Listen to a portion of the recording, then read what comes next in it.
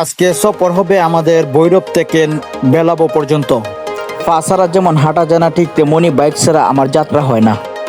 যেহেতু আমরা অনেক দূরে জার্নি করব, তাই আমরা সকালবেলায় প্রথমেই চলে আসলাম বিসমিল্লাহ হোটেল অ্যান্ড রেস্টুরেন্টে। এখানে আসার পরে আমরা রুটি অর্ডার করলাম এবং আমরা যারা উপস্থিত ছিলাম শুধু তারাই নাস্তা করে নিলাম এখান থেকে। আর যারা চলে যাবার তারা আগেই চলে গিয়েছিল। আমরা নাস্তা করলাম 2টা রুটি এবং ডাল ভাজি দিয়ে। সাইকেল স্টার্ট করে আমরা চলে আসলাম একটি তেলের পাম্পে।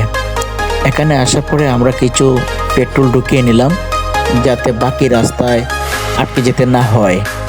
তারপর পেমেন্ট করে আমরা আবার গন্তব্য উদ্দেশ্যে রওনা দিয়ে দিলাম। রওনা দেওয়ার কিছুক্ষণ পরে হাতের ডান পাশে লক্ষ্য করে দেখলাম যে সুপরিচিত জান্নাত রেস্টুরেন্ট পার হওয়ার পরে আমরা লক্ষ্য করতে পারলাম ব্রহ্মপুত্র নদীর উপরে নির্মিত সেই সুবিশাল এক ব্রিজ ঢাকা সিলেট মহাসড়ক এর উপর দিয়ে প্রবাহিত হয়েছে। নদী পার হয়ে আমরা ঢুকে পড়লাম নরসিংদী জেলায়। যাত্রা পথের আনন্দটা আসলে অস্থির। আমরা কিছুক্ষণ পরেই চলে আসলাম সেই নারায়ণপুর পরিচিত জায়গায়। এই জায়গায় এর আগেও আমার কয়েকবার আসা হয়েছে বিভিন্ন কাজে। তারপরে আরেকটি পরিচিত জায়গার নাম বললে আশা করি বাংলাদেশের অনেকেই চিনতে পারবে। এই জায়গা থেকে সারা বাংলাদেশে কাঁচামাল ডেলিভারি হয়ে থাকে। এই জায়গার নাম হয়েছে বারিচা মহাসড়ক থেকে আমরা এখন বাইপাস রোড দিয়ে ঢুকে পড়ব। এই জায়গা থেকে কি পরিমাণ কাঁচামাল বাহিরে চলে যায় আপনারা তা দেখেই বুঝতে পারতেছেন। গাড়িগুলো লোড আনলোড হচ্ছে এখান থেকেই। ঢাকা সিলেট মহাসড়ক থেকে বারিচা আসার পরে আমরা বাইপাস রোডে দিয়ে ঢুকে পড়লাম বেলাবো যাওয়ার উদ্দেশ্যে।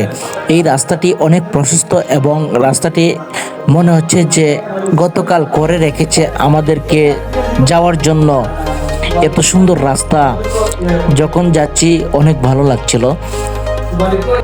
কিছু কিছু রাস্তা বরাবর, আবার মাঝে মাঝে দেখা যাচ্ছে যে আঁকা বাঁকা রাস্তা, আবার বেশি স্পিড তোলা যাচ্ছে না, মনে হচ্ছে যে ভেতর থেকে কেউ দূরে এসে আবার রাস্তায় উঠে যায় নাকি।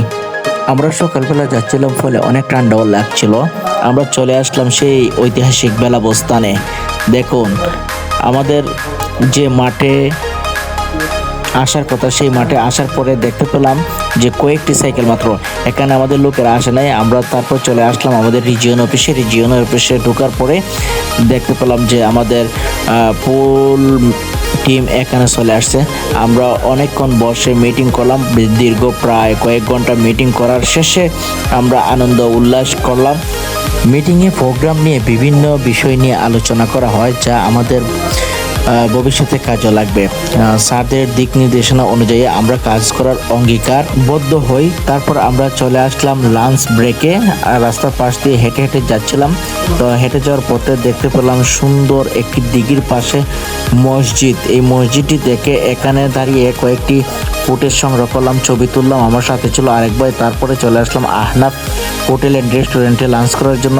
এই হোটেলটি আমার কাছে মনে হচ্ছে অনেক সুন্দর এবং তার ভিতরে ডেকোরেশনটা আমার কাছে অনেক ভালো লাগছে। খাবারের মানও অনেক ভালো। আমি খাবার এর আগে বসে অনেকগুলো ছবি তুলে নিয়েছিলাম। ভিতরের ছবিগুলো আমার কাছে খুব ভালো লাগছিল, ডেকোরেশনটা।